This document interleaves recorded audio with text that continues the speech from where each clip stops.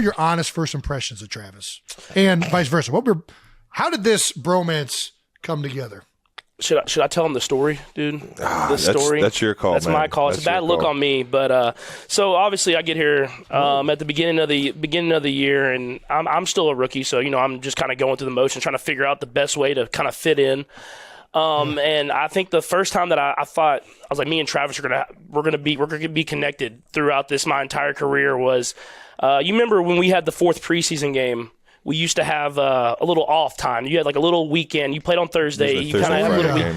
Well, Coach Reed always would give you the walkthrough the day before the actual walkthrough. And me being a kid fresh out of college, I had a couple buddies that were rookies with me, and they were like, "Let's go out. It's Saturday, man. Let's go out. Yeah. We'll have the Training walkthrough camp on just Sunday. Got done. We're done with just preseason. Got back from St. Joe's. We had a great preseason."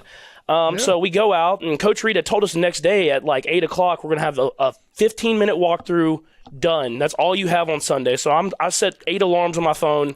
I have them all. I go out with the rookies. Of course, I get out there, and I see old Travis Kelce out at the same spot as I'm at, and I'm like, "Hey, listen." Trav's like, "Come on, all y'all come over here to the table. Let's do this. Let's have a great time." So I have a great night. Get home, have all my alarms set. I made sure of that.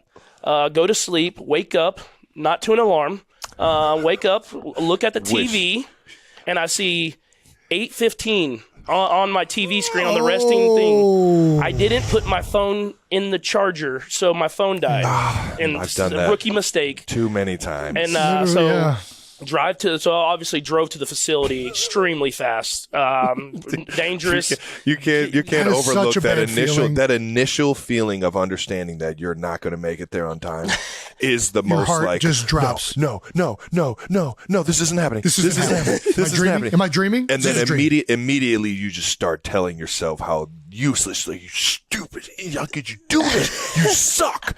You're an idiot. You're so unaccountable, man. You can't get it together, man. And then to complete the story, I get there and I get to the facility, and they're already in the walkthrough, obviously already going.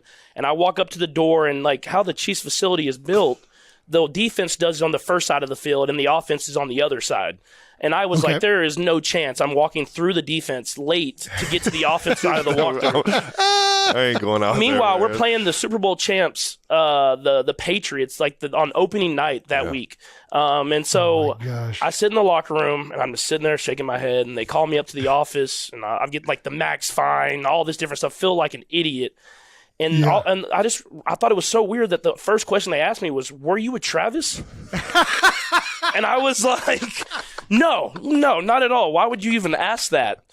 And long story short, Travis was also late. He got there 5 minutes before me. Oh, fuck, dude. So I'm sitting here. Dude, I'm coming into the building like, fuck, man. I can't believe I fucking screwed this up again, man. Because I'm not going to say I'm notorious for late, but I screwed up a few times before and have been late. So I'm in my head about it. I'm like, man, Coach Reed is going to kill me, man. I can't even look at this guy in his eyes. I'm going to be looking down at the ground while he tells me I'm the worst teammate ever, man. And I walk into the building, and they're like, were you with Pat last night? Where's Pat at? I was just like, my dog, man. My dog, man. I'm not alone. Let's go, man. At that point, I knew we were teammates, man. I knew that guy was going to win the Super Bowl with me. Ride or die together, baby. I will say, since then, though, I believe me and Travis have never been late again. So we have been on the straight and narrow since then. So I won't be late again. I don't know about Travis. I don't think Coach Reed will stand me ever being late again. So I'd make sure I get my ass up and going early, man. Why are you pro taunting? We're all grown adults that work really hard at what we do, and sometimes we like to show it. I'm not going to get my feelings hurt if somebody sacks me and taunts me like, you made a play, I didn't. Like, good for you. You're allowed to taunt. Like, have you ever gotten the taunting flag? I've never got a taunting flag. No? How many you got? At what level of football? He's throwing a flag. He's throwing. I mean, that's my favorite one. Throwing the flag at the ref. You can get a little feisty out there. Just a wee bit. Yeah. I have Trav gonna talk that shit. Anger management, and I talk entirely too much. Yeah, I do. Actually, one of my favorite taunting penalties that I got. Yes, I do have favorites. We were playing the Eagles. My first time playing it actually on the field against the Eagles in In Kansas City. KC. The year we won the Super Bowl. 2016. We did lose that game. Yes, that was the last game you guys lost that year. So we played them, and sure enough, it's a low-scoring game. We could have moved the ball too well on them. Smitty handed that thing off to Kareem Hunt, and it was me and Brandon Graham talking shit the entire BG game. talks major shit. He will. And it was before I knew BG all like that.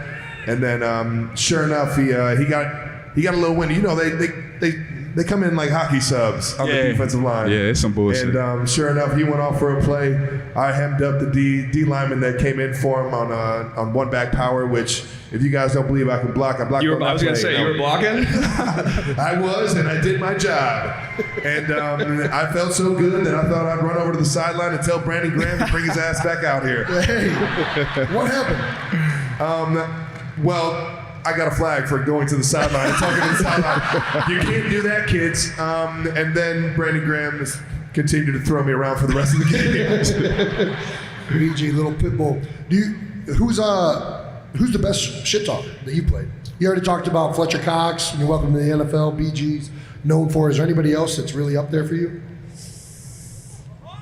Not really. No? No. That's fair. What about you, Orlando? You played against Max Crosby, right? Yeah, he wasn't talking when we played him, though. Oh, Max, what are we doing? I'm pretty nice to the defensive line. Smart. So It's people aren't really talking to me like that because I'll just be like, Joe "Yeah, gets it. Hey, nice good play, play, nice man. play, Good man." play. I'm not trying to get hit like that. Smart guy. I would have to say biggest shit talkers. He's on. I've played with him at the top of my list.